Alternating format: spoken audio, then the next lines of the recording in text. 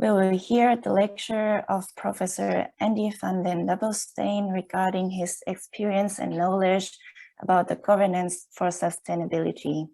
He is the Professor of Climate Design and Sustainability in the Department of Architectural Engineering and Technology at TU Delft. His work focuses mainly on sustainable buildings, sustainable energy systems, and climate adaptation. He is also the Sustainability Coordinator of TU Delft. If possible, after the lecture will be 10 to 15 minutes for questions, which I encourage everyone to use this opportunity to exchange views with Professor van den Dobbelsteen. I'm very, very honored and very thrilled to have you here, Professor van den Dobbelsteen. Thank you, Juan. Yeah. Thank you very much. And thanks for inviting me. Also to Sharon, who asked me first to be here. And Seher, who contacted me about this this presentation here and Zoom link. Beforehand, I didn't know exactly how much time I would have, so I've prepared a smashing presentation of 112 slides, starting with a little film. But I will start sharing my screen first. Yes, sure. I hope it'll work. I'm sitting outside, so there might be some background noise of a city, but it's better than inside, where it's too warm. Let's see if it's perfectly fine. Sorry, Joshua? Currently, it's perfectly fine. Yeah, okay. Thanks very much. Let's see if I can share my screen. Professor Ende, may I ask for something? Yes. Yeah. As we are now keeping the recording, is there any problem with recording? No, no, not at all. No, no. Okay. No. Okay. Thank you. No. It's just fine. I'm totally in favor of sharing everything. We are universities with public money that should share their knowledge as much as possible, I think. Okay. I'm going to my screen if it can be found. Yeah, there it is.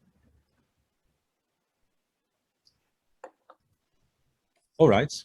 So, well, I was put under the gathering name of governance. Now, governance is not exactly my total expertise, but I will end sort of in my presentation to governance of our own university and how to get to a more sustainable university. But I will show you a lot of other things beforehand, and maybe it's nice to show a little film also beforehand, which I will do now. Let's see if it works. What I need to do now is to switch screens. So what I'm doing is just stop sharing a little while and then going to my other screen. Yeah. No. Where is it? Let's see.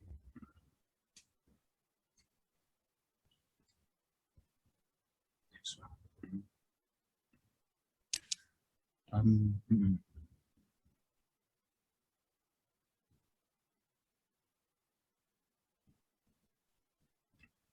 This. Okay, if it's right, you can see my screen now. You can hear sound in it.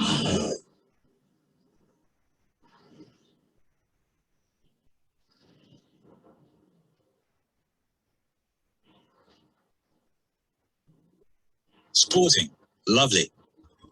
It makes you strong and fit. You sweat out your laziness and you can lose your energy. The power often is impressive.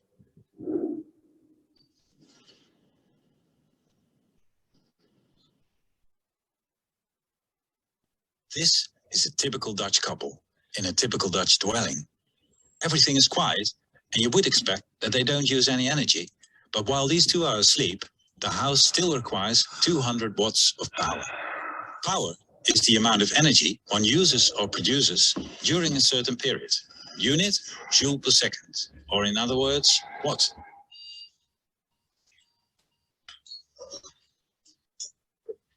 Zes wat erbij. Geen niet nadenken was. Snap ik. Oké, nummer 2. Kom maar bij.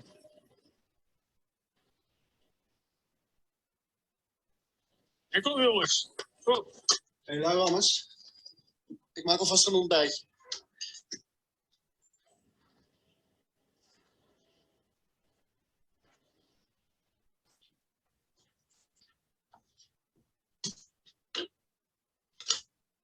Nummers 3, 4 en 5 erbij.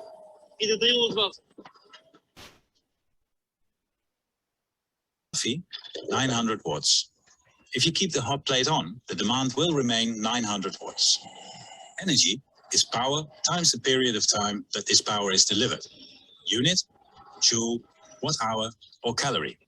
Leave your coffee machine on for 20 minutes and you will have used 300 watt hours. 4 man erbij. 250 watt.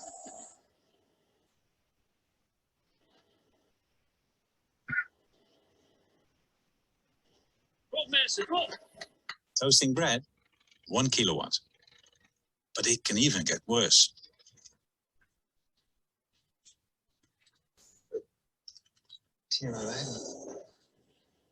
Hoe is niet op het 19? Aan de slag. 250 watt. 11. The energy required for heat is immense. When the heating is turned up, the boiler switches on and then demands at least 2.5 kilowatts.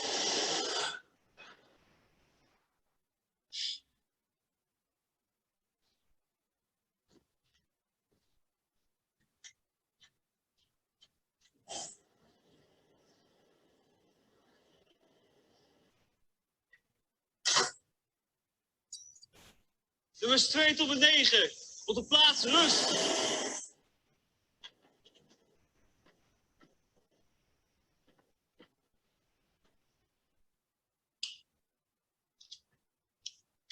Onder dat erbij. Nummer 2 aan de slag.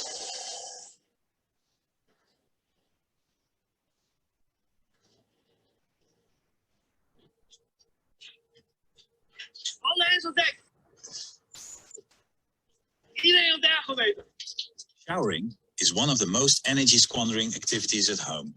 The tank of a boiler has a certain stock of hot water, but this needs to be heated up when it is emptied and cold water is entering the tank. When a boiler switches on, because someone is showering, approximately 10 kilowatts of power is demanded. In other words, 10,000 watts.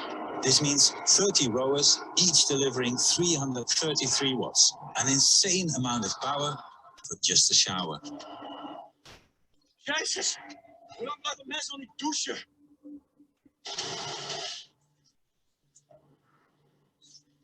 We zakken weg. Kom, doorgaan.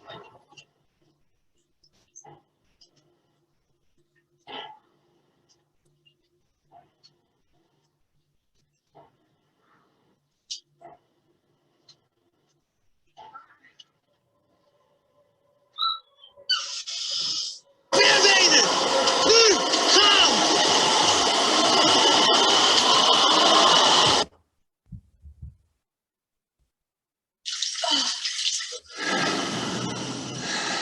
Six minutes of showering and you have already used 1 kilowatt hour. 12 minutes, 2 kilowatt hours. Half an hour, 5 kilowatt hours.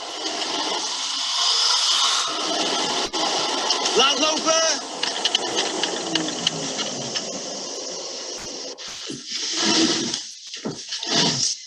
De douche staat weer raar.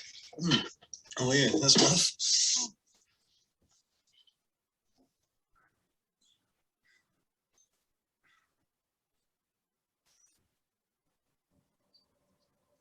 Die roeiers doorgaan in totaal 1500 watt. Kom op! Kom op!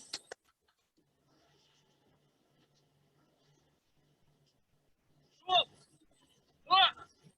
Tot straks. Ja, dank je.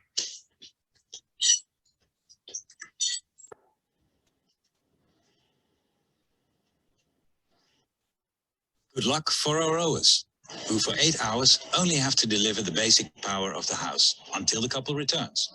Unfortunately, today the basic power is unnecessarily high because the thermostat has not been switched down, but it can be done. Although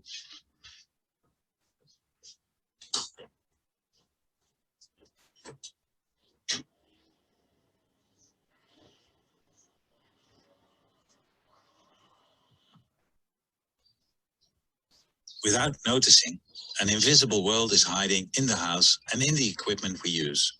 Everything we use at home costs energy. A Dutch household requires approximately 1800 watts. Based on the power our rowers deliver, 250 watts on average, we would require 7 rowers permanently. But this is on average. The peaks in usage can sometimes go up to 20 kilowatts. That is almost impossible. Or is it? This is the same house, but with improvements, such as extra thermal insulation, a heat pump, and solar cells. In the open online course, Zero Energy Design, TU Delft will teach you how to liberate all rowers from their slave labor. How? By making the house energy neutral.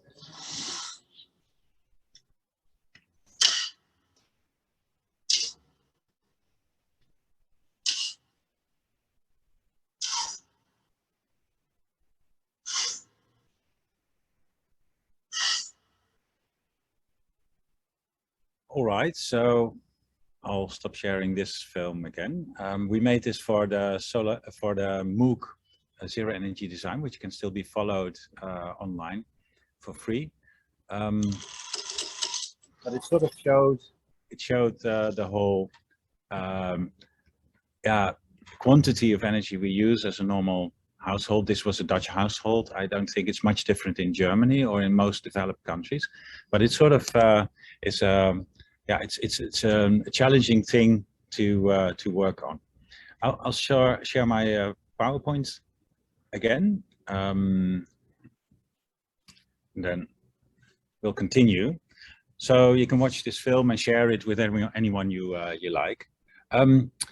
It's also interesting to look at the carbon emissions related to our way of living. If we compare it to energy, mobility, waste, and water, which is not everything, basically, we can see that a Dutch household typically uses or produces 8.5 tons of CO2. Now, that's a difficult quantity. We don't have the experience yet of how much is a ton of CO2. Is it a lot? Is it not a lot? But we can also compare it to forest, and we then need 0.63 hectares of forest, which is approximately the same as a football pitch. So every Dutch household would require a football pitch of forest behind their house. And now maybe that is possible in rural countrysides, but not in cities. So, and this only refers to 40% of all emissions, because we're not using airplanes or stuff or boats or food. They're not included here. But I've been analyzing my own carbon emissions already for more than 10 years. And here you see basically how it developed. Looking at my house, I went to nearly zero. The only non-zero carbon emissions is related to the heat pump system that I'm dependent on, which runs on power that I can't control. So it may be simply gray power, as we call it. This is my old-timer camper van. As you can see here, a Volkswagen Westfalia camper van. It uses diesel. I don't use it a lot, but you know, you can already see that by just using it several times a year for a few holidays, it produces more carbon than my house. I'm a vegetarian in sense of what I eat, going vegan ever more, but you can see that also food actually has become much bigger already than my house. And you can imagine that with meat eaters, it's slightly different even. And this, for instance, this blue part is half a trip to Vietnam. I had to go there for my work, but I attached a holiday, and so I calculated the trip back to as being carbon emissions for myself personally. But as you may imagine, I also work, so I also emit carbon by doing my work. And for instance, this is the office. That's my faculty building in Delft. That was renovated in 2013, which you can see in the drop of carbon emissions, because the heat demand went down by 50%. Electricity is still the same, so that's why it didn't go to 50% in total. But then, if I compare myself with a lower chart to an average Dutchman, I'm quite low actually in my emissions, but that's with leaving out one single thing, and that's flying. I had to fly a lot for my work, and here you can see the emissions of the plane. And I also found out actually that when you emit about 15 tons of CO2, you get a KLM silver card. So then you get privileged if you emit enough CO2, which is ridiculous, of course. As you can see, it went down because I started to fly less, and also in 2019 that continued. In 2020, I decided not to fly anymore. But in 2018, I still had some remaining emissions related to flying. So I bought a certificate by Carbon Killer, who basically purchase certificates of the market in Europe and then destroy them, so that industries basically have to do their best to emit less CO2. And here I did that with 12 tons of CO2 by the market price. Nowadays, the market price of a ton of CO2 is about 50 or 60 euros. So it's quite a lot of money actually that you would have to pay then. Now, what I teach students is that they are facing an era with a great sustainability challenge. And the main challenges are related to 4 items. The climate is already changing, so we have to become climate adaptive. We have to become carbon neutral to avoid further runaway climate change in the future and to save the world for our children and grandchildren. We have to become circular. That also helps to make the world carbon neutral. But everything we use in flows of materials, water, energy, food, has to get to a circular system. And then we also should add value to the world, but not just for humans, also for nature, especially because biodiversity is decreasing immensely at the moment in Europe and other parts of the world. And we should make amends for that. So we should compensate for all the things that went wrong in the past. Now, regarding the new climate, actually, we in Holland have had several new records in temperatures over the last few years. But I should also say that these records were measured outside the city. And we see also that during heat waves, cities are up to 10 degrees warmer than, for instance, the countryside. So the cities actually, you can add another 8 degrees approximately to the 40.7 that you see on the left-hand side, which was measured in the nearby city. So we have to prepare buildings for a different climate.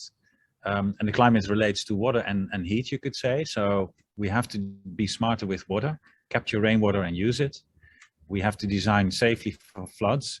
We know it all now after this summer, where there's been an enormous amount of floods all across the world. Regarding heat, we have to prepare for cooling also and avoid cooling when it's not necessary by smart design, which is what I teach students. We can also learn from vernacular examples elsewhere, and then I mean from warmer climates. So if you look to Southern Europe, the climate of Southern Europe is climbing upwards to the north. So we might as well learn how people in the past would build buildings that with little means were still comfortable. Using solar energy is of course important to have renewable energy, but it's also important to cool cities, because every bit of solar energy that you convert to electricity or hot water takes away heat in the city. So that's also an important means. And heat pump systems are also important if you are in a climate that still has cold winters or relatively cold winters and warm summers, because heat pump systems can do both. They can do cooling efficiently and they can do heating efficiently. And that's a contrast with air conditioners that cool efficiently perhaps, but for heating have a very inefficient system of resistance heat. And we should be aware that also heat pumps can disturb the urban climate, because in summertime when you would use them for cooling, they would emit heat into the air. And that happens with air conditioners as well in cities. And so locally, air conditioners and heat pumps in summertime will heat up the city and make it worse. So you get a sort of vicious circle of that. And there's a very simple solution to deal with heat in cities, and that's simply to add more green. Plants are actually natural air conditioners, but not with a negative side effect. So we have to use more plants. I already mentioned circular. We have to get to a circular economy, which means that we can use materials that are from a natural background that can be grown and kept sustainably. Or we use technical materials that are finite, but that are being reused as much as possible. Both are good solutions. Well, when I teach students to be smart, especially about energy, I use these 4 steps. So it starts with researching what you are designing for. What is the local circumstances? What are the potentials? What is the current energy use, and how is it divided? Then thinking about how to reduce the demand by smart design, basically. Then thinking about reusing waste flows, residual energy flows. There's a lot of waste heat, for instance, coming from different processes. Well, if you are in a relatively cold climate, you can still use that. And the last step is, of course, to produce the remaining demands by renewable sources, such as sun and wind and soil, perhaps. Now, people often think about new buildings when they think about sustainable design, but the real challenge is, of course, the existing building stock. And in the Netherlands, we see that the energy bills of these buildings is becoming so high that people can sometimes not pay them anymore, these bills. So there's also a social component to an energy transition in cities. Now in Holland, we had a movement that showed how existing buildings could be transformed or renovated to net zero energy, and we call them zero on the meter, because you might know Dutch people are very much on the money. So if you have 0 kilowatt hours on your meter, you don't have to pay any energy bill, and that of course is appealing to many citizens. But these were example buildings, and together with a team of mine, we went to the Solar Decathlon in 2014 looking at a similar challenge. We looked at this typical version of a Dutch terraced house, which is from 1960. It has a low energy label, E. It has humidity and mold problems because of the poor insulation. And it's relatively small for a normal present day family. So what we looked at is how to renovate that building by, for instance, putting a whole new layer on top of it that's included sustainable technology. But eventually we came to a different solution. I will show you that. This is the original cross-section. We started with looking at, okay, how can we post-insulate the building in the roof, in the facades, and in the ground floor. We looked at replacing the glazing. We couldn't go to triple glazing, but the best double glazing was installed, and we installed solar tubes for daylight access.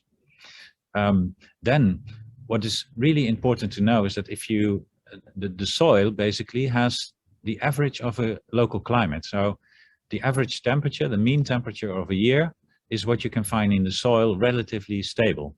So if you go about 2 meters deep into the ground, the temperature there will be about, in the Netherlands, will be about 11 degrees, because that's our average temperature in our country. So what you can do with it is that you can ventilate with pre-cooled air in summertime, and you can ventilate with heated air in wintertime when it's freezing outside. So using the soil is a very smart and simple and cheap solution to save energy. In France, where we had the competition, we weren't allowed to dig into the ground. So what we did is introduce phase change materials that also cool the air.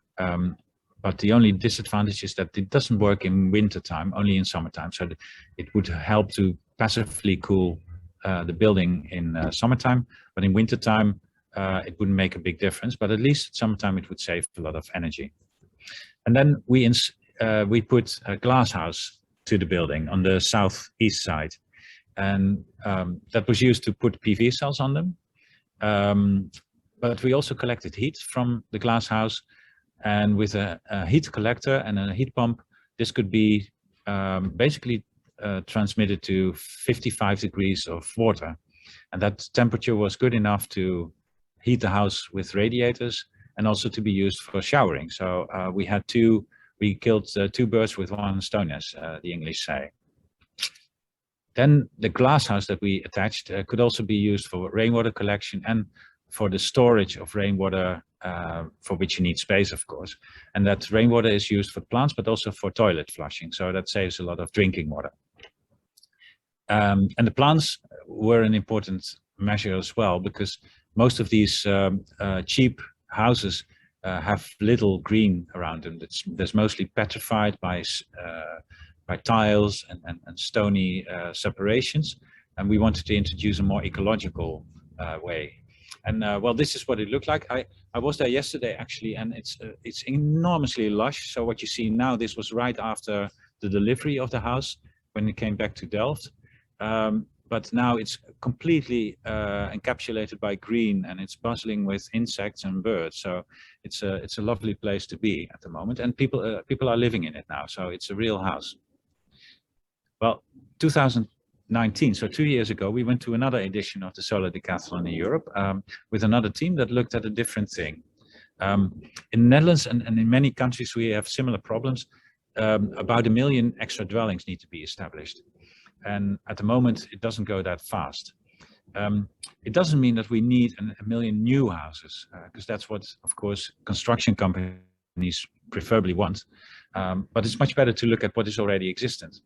There's a lot of vacant offices, for instance, in the Netherlands still, and they have to become very energy efficient, but most of them are not yet. So why don't we use them for creating new houses? And that's what our students did. They looked at these towers in Rotterdam, and then looked at how they could be made into net positive apartments. Net positive in sense of energy, water, food, air, and also materials. Now, and they wanted to design it also for young people who have difficulties of finding a dwelling on the market because it's too expensive or there are no available. And these are people, also you are used to sharing things. You don't have to own everything yourself. And that leaves a lot of space for other things. So if you don't have your own washing machine, you save a lot of space in your own room. Or if you don't have your own car, you save a lot of money and space in the cellar. So that was one idea. Then the other idea was that buildings will change over time anyway. So we have to be modular in what we fill in. So if we make modules that combine, for instance, wet functions like kitchens and bathrooms, if we have a module that has a bed and a working desk, then we can have elements that can be taken out whenever needed again and can be replaced. And it's also important for energy reasons and for efficiency of use that we don't have to make buildings completely fixed. We can change during seasons and day and night the way we use them. And that also saves a lot of space and energy. Well, the elements we made were bio-based, so made of plant materials. They were completely dry mounted, so no glue was used or screws, and they were modular, so it could be taken out completely. So it's a triple circular solution, you could say. And this is what it looked in real time. Funny to know is that the fibrous material you see in the kitchen is actually hemp fiber.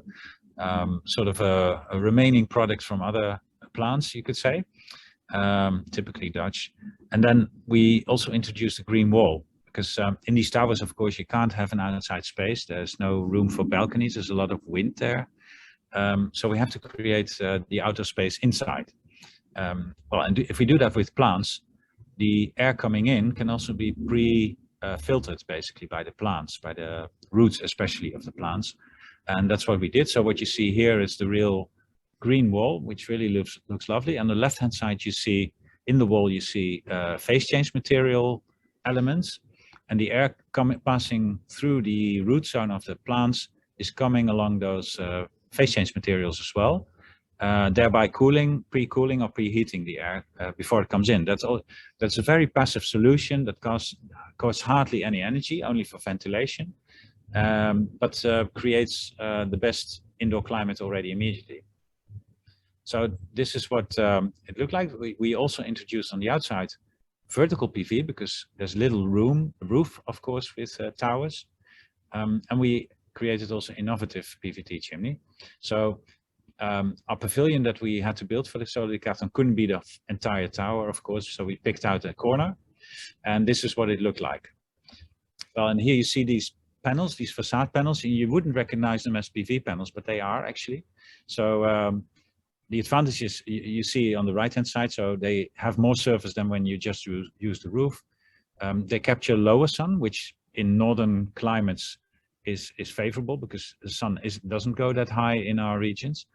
It's a better diurnal spread that you get of production, because in the morning and in the evening there's also a lot of production, and in wintertime with the lower sun on the south you also get a higher production than when you have roof panels.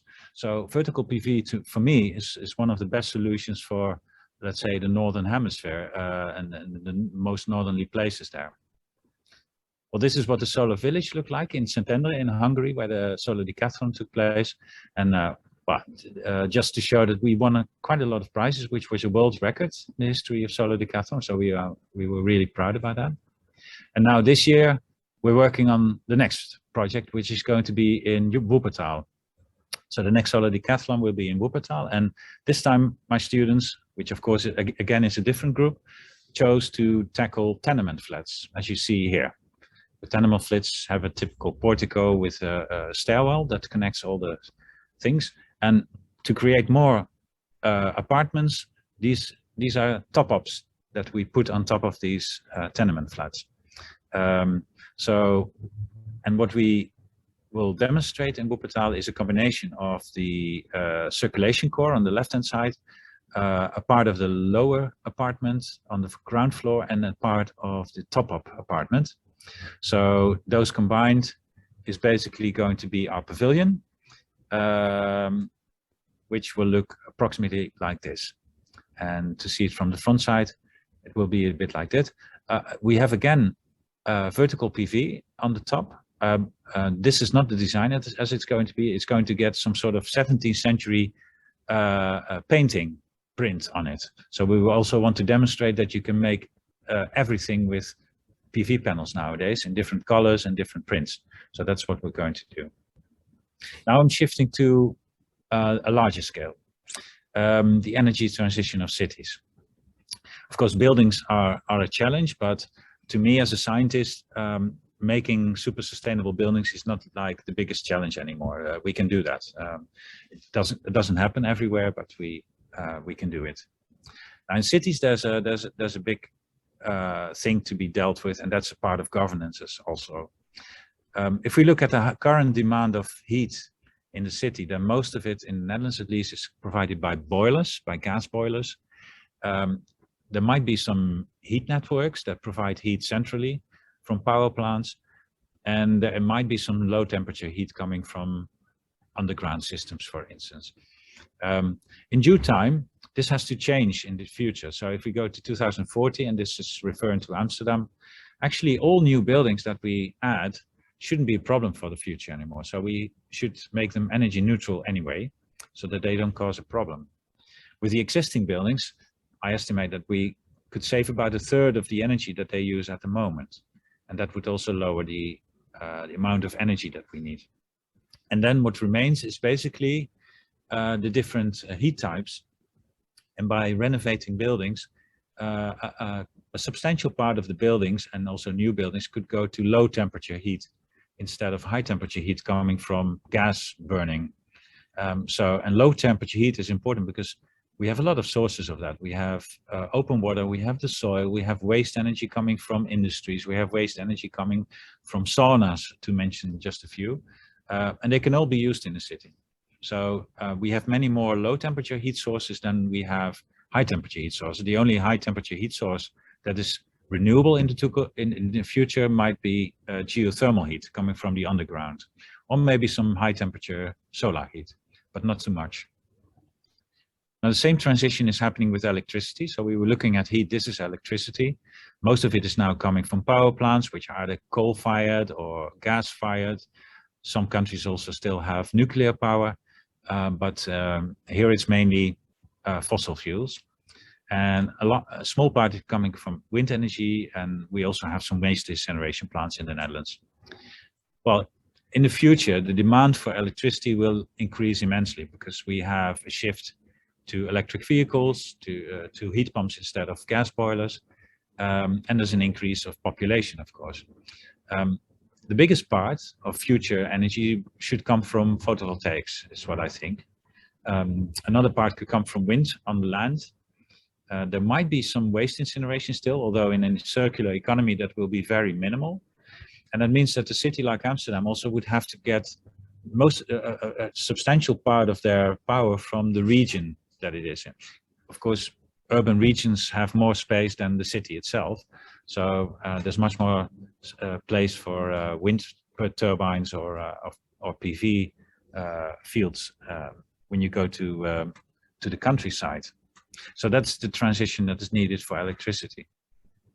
Now, if you look at this, is the floor. Basically, this is Amsterdam, and Amsterdam was constructed, of course, not in 100 years, but in many centuries. Every neighborhood, every district is different, so they should be tackled also differently. And the city is working on that, on new plans, for instance, for heat grids. But the great challenge is in the historic inner city. I don't know if you've ever been to Amsterdam, but the most beautiful part is a 16th, 17th century inner city that is UNESCO World Heritage. It's difficult to make that part, of course, energy neutral, but we're trying anyway. And there's three main ways of dealing with energy. The first is that we replace natural gas by green gas, and green gas can be biogas, can be hydrogen, can be synthetic methane made from electricity. But that's one option, and then nothing much has to change. But the problem is we won't have enough green gas in the future. By far not enough to replace all the natural gas. So second solution would be the heat network. Creating a heat network that supplies with high temperature or mid temperature heat, and that basically can heat the old buildings. And then the old buildings do not have to be renovated too much. Another solution is heat pumps. In that case, you would use a source like the soil or water or waste heat to heat the houses, but then they would really have to be renovated to a certain extent, so they are better insulated and can use lower temperature heat. But that's a good option. The interesting thing is, if you draw heat from the canals, then of course the canals are going to cool, and that is going to be an advantage because you have a better water quality now in terms of algae and bacteria. There will be cooling in summer if you extract heat all year round, and when water is getting cooler, then there's a greater probability of ice in winter. Maybe you know that in the Netherlands we really love ice skating, especially when it's on natural ice like this. So the energy transition of the houses around this canal could actually serve to create more ice in the future, even though there's climate change. So this is a very interesting option that gives added value to a solution. Now, to give an example of one particular district in Amsterdam that I'm working on together with all sorts of parties, I guess some of you might know or might have heard of the red light district in Amsterdam. That of course has a reason why it's called the red light district, but we're trying to make it a green light district. We do that by looking at the different challenges. So this is a map showing all the different challenges, of which I will show you a few. The first is that the energy demand of this part of the city is the highest of the entire Amsterdam region. And that's logical because of the age of the buildings and the poor insulation. We also see that there's big shopping malls, for instance, that use a lot of energy here. Also the railway station does that. This is a nice part of Amsterdam which has a lot of quay walls that have collapsed over the last few years. So that there needs to be maintenance in the quay walls, which is an opportunity to actually do more with the quay walls than just keep out the water. They can also be used as heat exchangers in the future. If you look at the roofs, and this is not just the case in the Netherlands, this is almost everywhere that I travel, most roofs are simply looking like this. They are there to keep out the rain, but you see hardly no other function. There's no green, there's no energy production, and I think we should make much better use of our roofs again. Finally, in this particular part of Amsterdam, so maybe people who have been there recognize these images, the red light district is largely red indeed, and with a lot of tourists before Corona times, and but that doesn't always lead to positive experiences. So the challenges are big, and we want to change it to something different, and therefore we also looked at the potentials of this area. For instance, potential energy savings. If you have old buildings with poor insulation, the advantage is that you can make a lot of improvements. So even with monuments, listed buildings, it's possible to challenge that. Then also very interesting element of cities is that we have different functions. You have shops, you have schools, you have houses, you have supermarkets, and they all have different energy patterns. And some of them produce heat, and others need a lot of heat. And what we need to learn in the future is to connect those functions so that they can exchange their heat much better. So this is one of the potentials. And a low temperature heat network would be helping to do so. Then you can have a look at all the energy sources that are potentially there, like the water, like the sun, like soil, like waste heat, and then get an idea of how much energy can be reaped in this particular part also. And for instance, in the Netherlands, the underground energy potential is quite good. We have different aquifers, layers in the underground where you can store energy and you can draw it out again. And that's quite positive for seasonal storage. And perhaps one of the most important things regarding governance and participation is that you need citizens and entrepreneurs that are active and that want to support you. And in this part of Amsterdam, we surely have those. So these are people that really want to make a change for their own benefit, for a better climate in the city, but also to save money for energy bills and also to contribute to a better planet, of course. So that was the potentials that are in the area. And now we're moving to a future idea. So in the future, there's different solutions that will be applied. So these are two apartments that have gone off the gas connection. So they don't need gas anymore because one of them is electric by heat pumps and the other one has infrared panels that are radiating heat in a quite efficient way. These are simple solutions that do not require fossil fuels anymore. Then there's a lot of monuments, of course, in this part, but they can all be step by step renovated to nearly zero energy. And then the last remaining part doesn't have to come from this building necessarily itself, but can come also from nearby, from other buildings or other places where we can produce more energy. But there's a lot possible, much more than we think.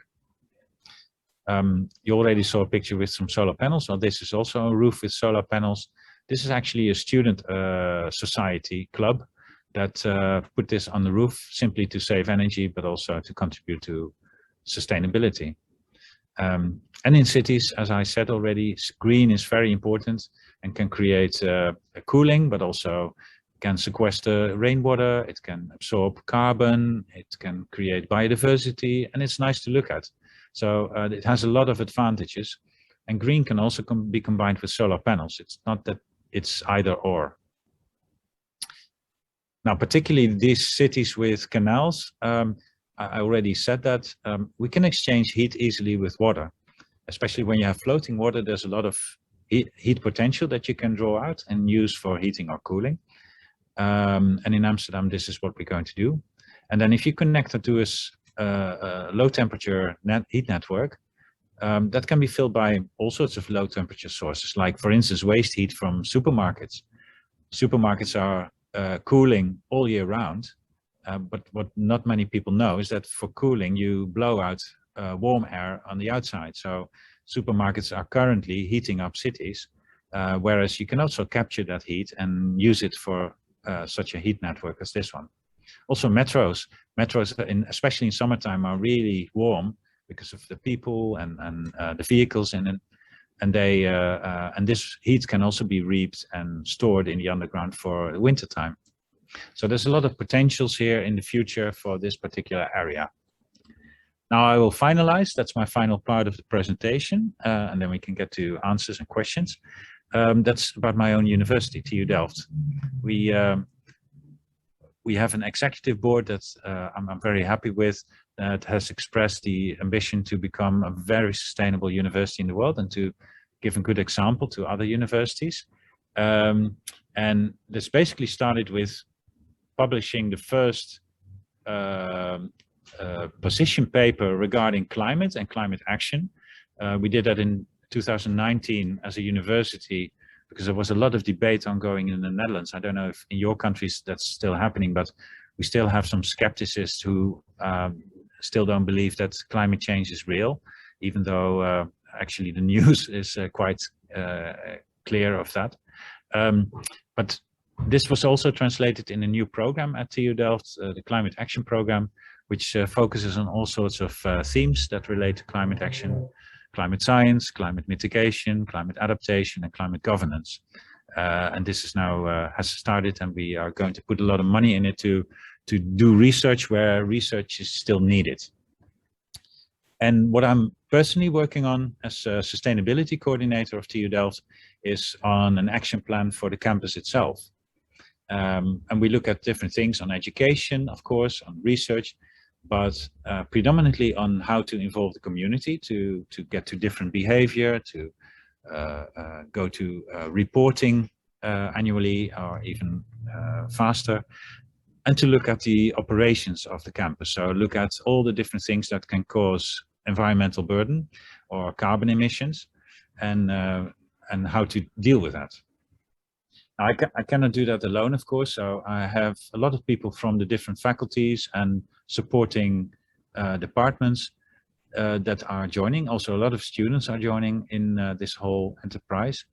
And together we have an organization like this. So I'm central with my right-hand side, Deirdre van Gameren, and then we have a core team with representatives from all the faculties and all the service departments.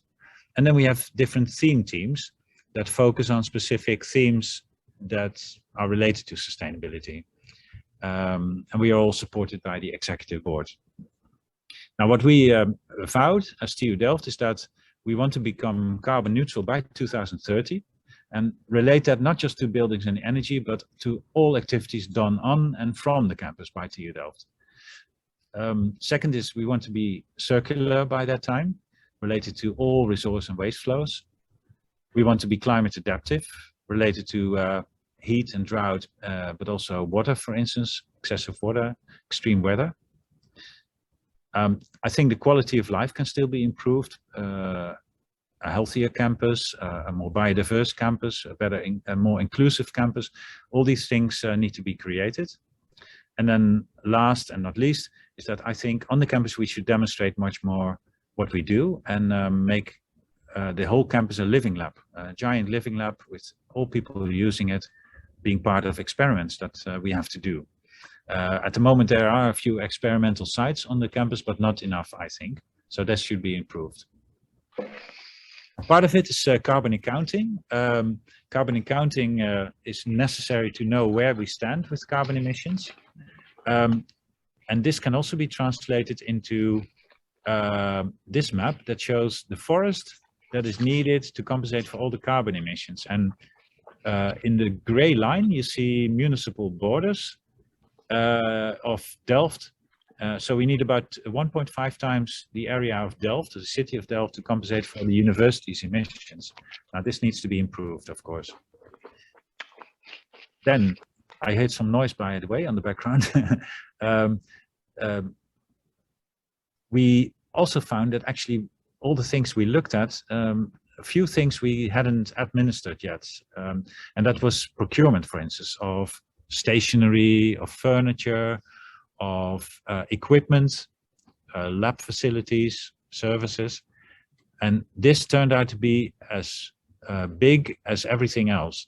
So, and then we're not talking about the carbon emissions of the energy use of those, but the embodied carbon of those materials and products. Now, 2020, of course, was a Corona year, so we have less emissions than normal, but that's the baseline where we start. And one of the first structural measures we take, talking about governance, is to include a carbon price for everything we do. So, and we chose a high value. Most scientific research points at 130, 125 euros per ton as a reasonable value. We decided to make it a little bit easier value, like 150 euros, and use that actually for all important decisions, and maybe also to be used for our internal carbon tax and for price corrections. And I will show you an example later. The sustainable heat system is an important one because we use a lot of gas-powered heat at the moment. We are going for a geothermal heat well in a few years' time. In due time, we can also serve the city of Delft, because Delft, not many people know Delft, but Delft is sort of a small version of Amsterdam, you could say, with also a nice 16th, 17th century center, which would be served by a heat network easily. And then even later, we can also go to low temperature heat systems. So our future energy system would look like this. We import wind power from elsewhere, but half of our power is created on the campus by solar or by, for instance, electric fuels.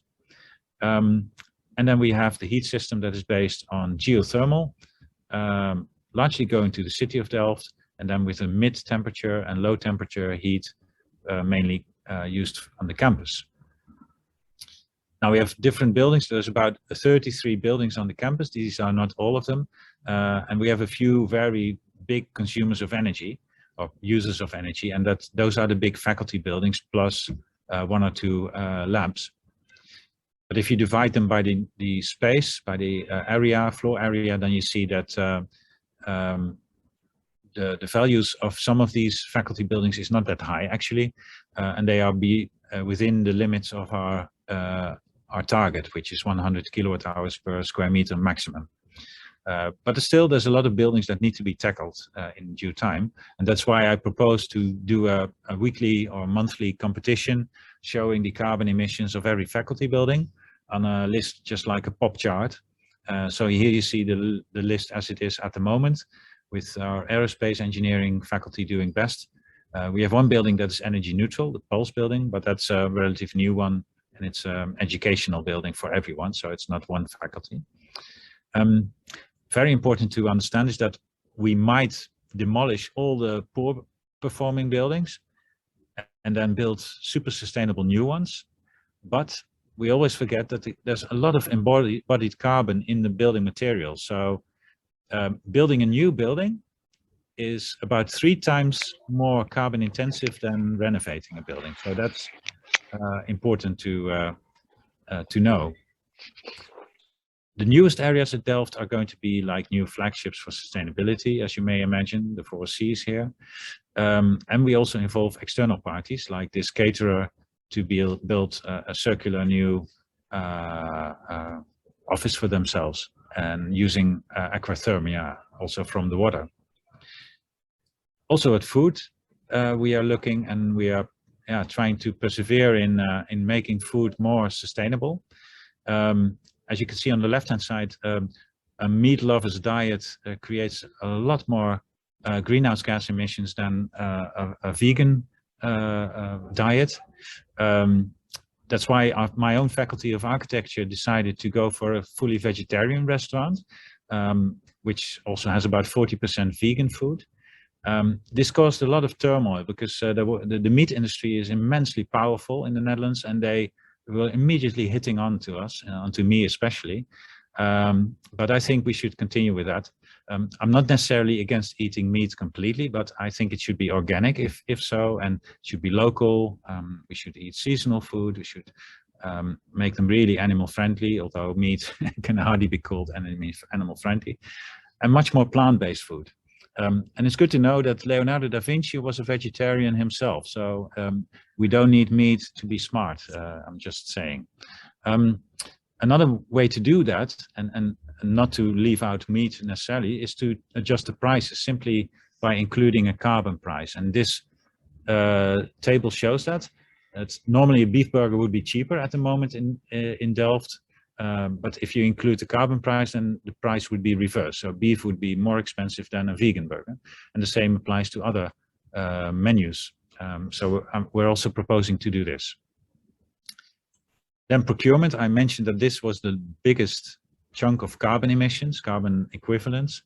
So we have to get to a circular system of procurement and waste management quickly, and also do less, buy less, waste less. And this is a very important step to get to zero carbon. Then travel is very important, both commuter travel and for instance, business and student travel abroad are going to be much more sustainable in the future. These are just some measures. And to give you an example, we are creating maps now that show which destinations should actually be covered by train, and which destinations are still preferred by train, but you, with good reasons, you can take a plane. And other areas, okay, train is still preferable, but we understand that if you have limited time, then flying, of course, is the only option. With students, that's a little bit different from staff. Staff, I think, should be really critical about how to if they travel and how. Students, I think, for students, very important to travel, to learn and exchange. In that sense, it's a pity that Aachen now, with this the summer school, that we can't meet in person. But I think travel for students is very important, but then we should support them in making those travels as sustainable as possible. So we are going to create a fund to make students travel in Europe with bus or train, and to compensate for the carbon emissions if they really have to fly to intercontinental destinations, for instance. One extra element is ICT, artificial intelligence and data management. There's an enormous amount of electricity going into that, an enormous amount of waste heat coming out of that. So we are working on computer processing that is more energy efficient, so that we use less electricity for it. And we are looking also at using that waste heat better. On the other hand, ICT and AI can be very supportive if we want to get to a sustainable, smart university. So we're also going to use that for that. Finally, the campus itself needs to become much more greener and bluer. Bluer in sense of we need to store more rainwater, because now it's all flushed too quickly to the rivers, and we've all seen what happens if you have an extreme situation then. So more green, more water, more biodiversity, and more clean air. And thinking about the region, the city region of Delft is a good scale for resilience. We have a very complex region in our city. But TU Delft actually is the heart of the whole metropolitan region, which involves the largest port of Europe. It involves the largest food producer producing horticulture. It has the highest density of Europe in terms of cities. So it's a very complicated region. So we have to collaborate here, and universities and students can help to do so. So this is our plan, step by step. We are planning to bring down the carbon emissions, carbon equivalent emissions, and to make the campus sustainable. And in the end, we will have to compensate a little bit still by forestation elsewhere. But I think that's logical, because there will still be some flying, and even vegan food creates a little bit of emissions. So we have to compensate still about 10% of all our emissions, but it will be much lower than beforehand. Yeah, now we're working on discussing this. So you have some sort of news in that sense that next week I'm going to present it at the opening of the academic year in a shorter version. And then we're going to discuss it with students and staff to sharpen the plans. And then by 2022, January, we are really getting started. So that's it. I want to conclude here. I see that I used about 1 hour exactly. So I think we still have about 70 to 15 minutes for questions. And I will click away my screen. By the way, I will share my presentation, of course. So you will all get the handout with the slides